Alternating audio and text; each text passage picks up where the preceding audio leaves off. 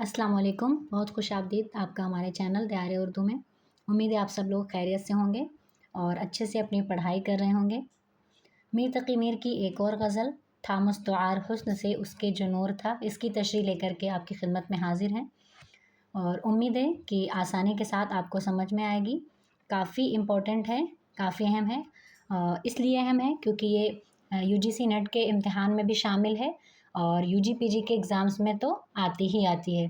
तो नेट के इम्तिहान में अक्सर क्या होता है कि इसमें शेर मुकम्मल करने वाले में क्वेश्चंस आते हैं या पहचानना होता है, तशरीह भी आती है।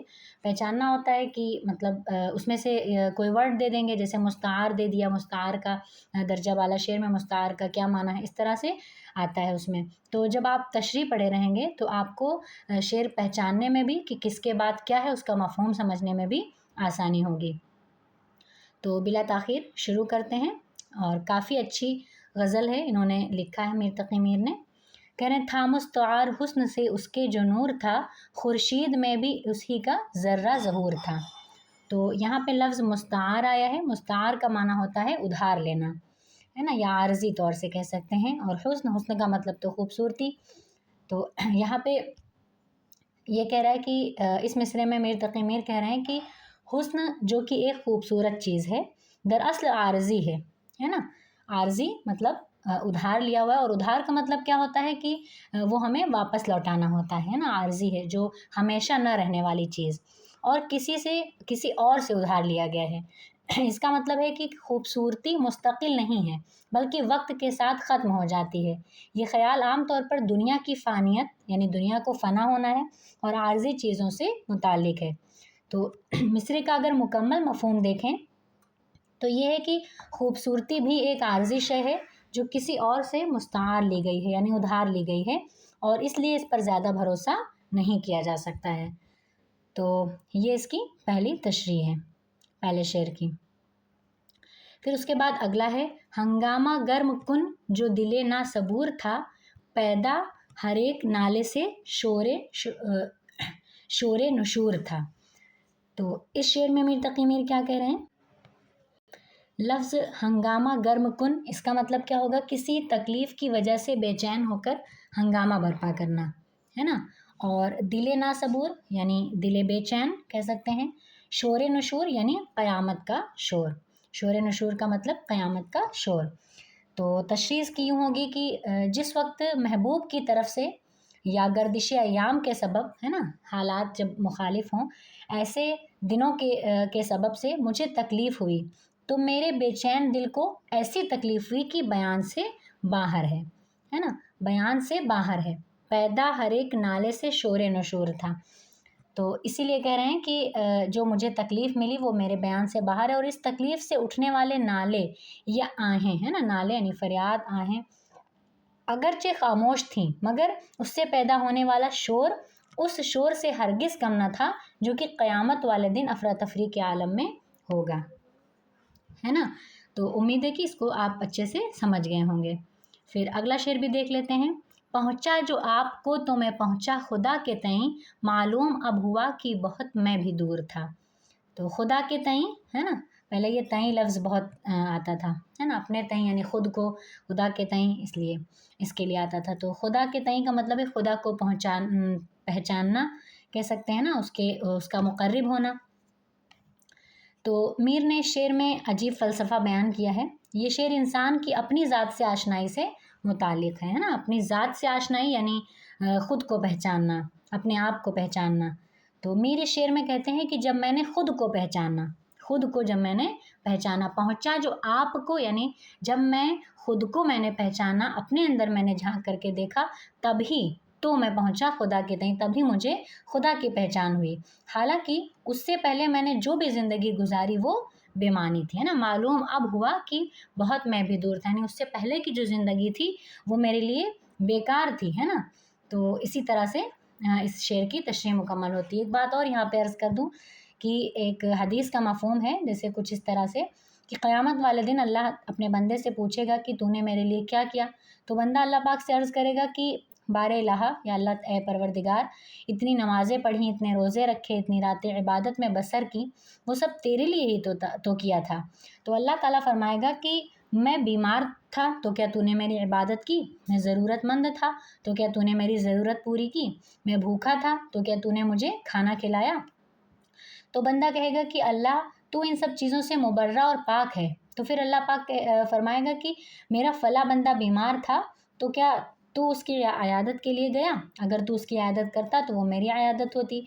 मेरा फ़ला बंदा ज़रूरतमंद था तो क्या तूने उसकी ज़रूरत पूरी की। इस तरह से मेरा फ़ला बंदा भूखा था तो क्या तूने उसको खाना खिलाया। तो इसीलिए मतलब इस शेर यहाँ पे ये बात सुनाने का मकसद ये था कि इस शेर का मतलब ये है कि अल्लाह को पहचानने से मुराद इंसानियत की खिदमत है, यानी अपने आप को पहचानो कि अल्लाह ताला ने तुम्हें किस लिए पैदा किया है ना। जैसे कि मीर दर्द का भी एक शेर है, दर्द दिल के वास्ते पैदा किया इंसान को वरना ताअत के लिए कुछ कम न थे कर रो बयां, है ना। बागो बहार में ये मीर हसन ने इस्तेमाल किया है। तो उसके बाद अगला शेर देख लेते हैं। आतिश बुलंद दिल की न थी वरना ए कलीम, यक शोला बर्क खिर मने सदको है तूर था। तो इसका मतलब समझ लेते हैं। तो आतिश यानी आग, है ना, और कलीम हज़रत मूसा अलैहिस्सलाम का लक़ब है, और यक शोला यानी आग का एक शोला, है ना, बर्क यानी बिजली, है ना, बिजली का एक शोला, और खिरमन या गंदम का वो कह सकते हैं गंदम यानी गेहूं का अंबार। तो मूसा अलैहिस्सलाम के वाक़े की तरफ इशारा करते हुए मीर ने शेर में कहा है कि मूसा आपके दिल में जो खुदा को देखने की चाहत थी वो इतनी कवी न थी, यानी इतनी मजबूत न थी कि आप खुदा को देख सकते।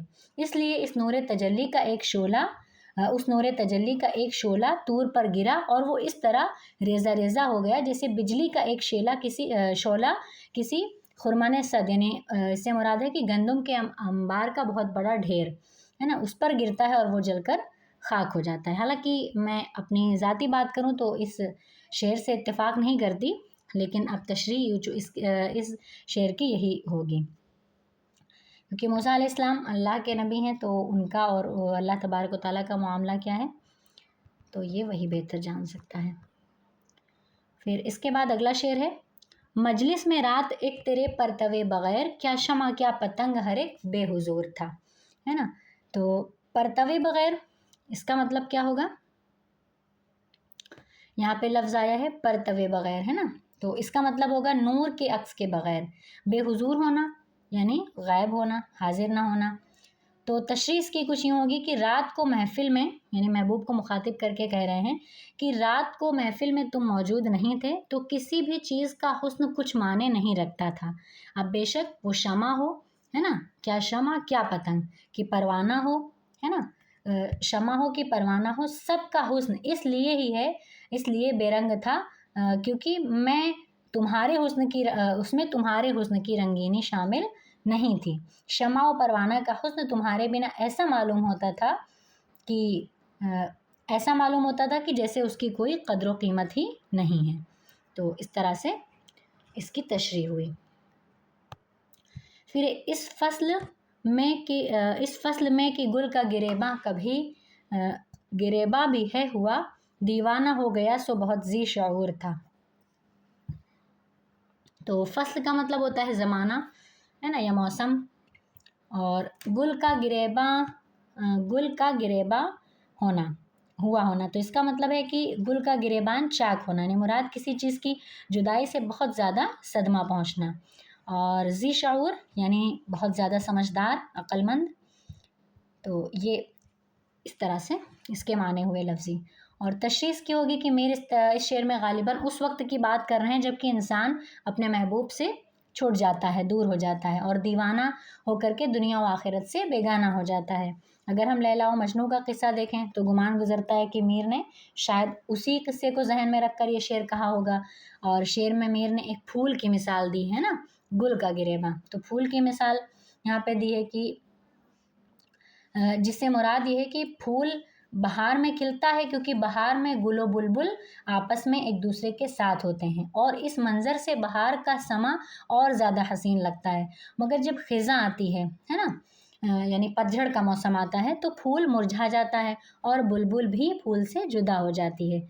तो इसी तरह जब इंसान अपने महबूब के साथ हो तो उसको दुनिया की हर सख्ती में भी आराम होता है, और गोया वो زمانہ اس کے لیے بہار سے کم نہیں ہوتا، مگر جب انسان کا محبوب انسان سے جدا ہوتا ہے تو وہ کسی خزاں رسیدہ پھول کی مانند ہو جاتا ہے۔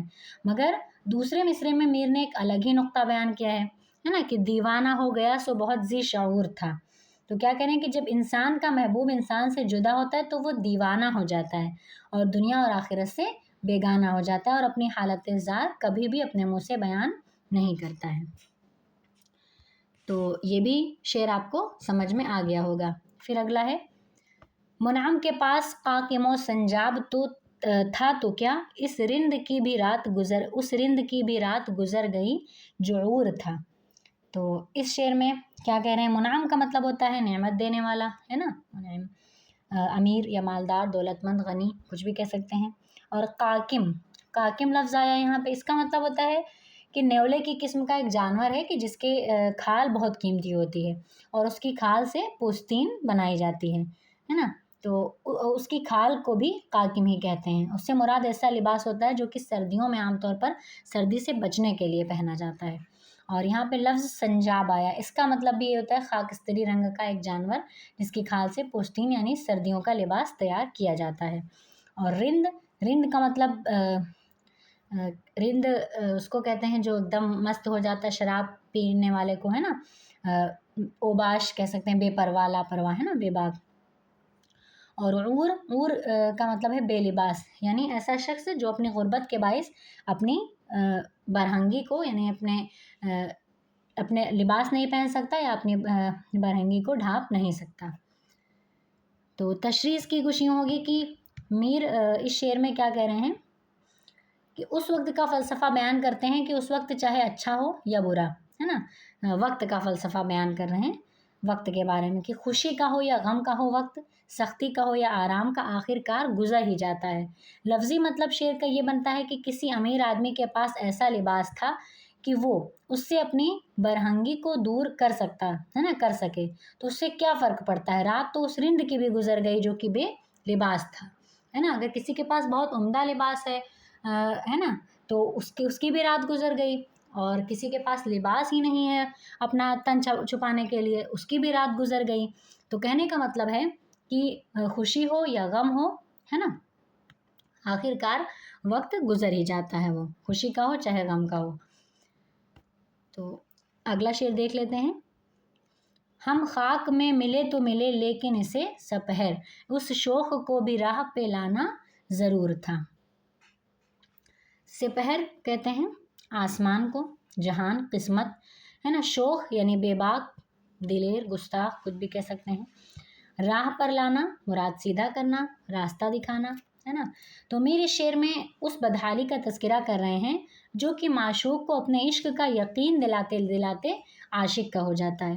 ہوتا یہ ہے کہ جب عاشق اپنے معشوق کو چاہتا ہے اور دل و جان سے چاہتا ہے تو اس کی یہ بھی خواہش ہوتی ہے کہ اس کے معشوق کو اس سے اس کیفیت کی کسی نہ کسی طرح خبر ہو جائے، مگر معشوق یا تو اپنے حسن کے غرور کے باعث یا اپنی ذاتی انا کے تحت یا پھر کسی مجبوری کے تحت اپنے عاشق کو خاطر میں نہیں لاتا، ہے نا۔ عاشق بیچارہ اپنے عشق کا یقین دلاتے دلاتے اتنا بدحال ہو جاتا ہے ایک دم کہ اتنا زیادہ وہ بدحال ہو جاتا ہے کہ لوگ اس کو کبھی مجنوں، ہے نا، کے نام سے یاد کرتے ہیں تو کبھی فرحات کہتے ہیں۔ تو اسی حالت زار کی وجہ سے جب عاشق اپنی زندگی سے ہاتھ دھو بیٹھتا ہے تو معشوق کو پھر اس بات کا احساس ہوتا ہے کہ وہی تھا جو کہ اس کو دنیا میں سب سے زیادہ شاید عزیز رکھتا تھا یا اس سے سب سے زیادہ محبت کرتا تھا۔ تو ہم خاک میں ملے تو ملے لیکن اس سے سپہر، اس شوق کو بھی راہ پر لانا ضرور تھا، یعنی ہم بھلے خود کو مٹی میں ملا لیں، اپنی زندگی تباہ کر لیں، تباہ و برباد ہو جائیں، لیکن کم از کم اتنا تو ہوگا کہ محبوب کو یقین آ جائے گا اور وہ مجھے سمجھ سکے گا۔ تو اس کی یہ تشریح تھی۔ کل پاؤں ایک کا سئے سر پر جو آ گیا، یکسر وہ استخوان شکستوں سے چور تھا۔ تو اس شعر کی تشریح کچھ یوں ہوگی کہ کاسئے سر کہہ سکتے ہیں انسان کا سر، ہے نا، اور استخوان کا مطلب ہوتا ہے، استخوان یعنی ہڈیوں کا ڈھانچہ، کب ہو یعنی کبھی، कसो या किसी इसके लिए इस्तेमाल होता है। और सरे पुरगुरूर, है ना। तो ये पूरा शेर दोनों देख लेते हैं तो आसानी से समझ में आ जाएगा। कहने लगा कि देख के चल राह बेखबर, मैं भी कभो कसो का सर पर गुरूर था, है ना। कभो कभी यानी कसो किसी, और सरे पुर गुरूर, है ना, यानी गुरूर से भरा हुआ, तकब्बुर से भरा हुआ। तो इन दोनों अशार में मीर ने गर्दिश अय्याम का तज़किरा किया है कि इंसान बेशक अपनी ज़िंदगी में कितना ही अमीर कबीर, कितना ही मुतकब्बिर, कितना ही दौलतमंद हो जाए, मरने के बाद उसने जाना उसी खाक में है जिसमें किसी गरीब को दफन किया जाता है ना। खाक हो जाती है इंसान की सारी अकड़ और उसका सारा गुरूर, जबकि वो खाक में समा जाता है। तो इस तरह से दोनों अशार का मतलब यही है कि आखिरकार कोई अमीर हो, उसने अपनी ज़िंदगी कितनी ही ऐशो आराम में गुजारी हो, एक इंसान ने अपनी ज़िंदगी कितनी ही तकलीफ़ और परेशानियों में गुजारनी हो, आखिरकार उसे दुनिया को छोड़कर जाना है।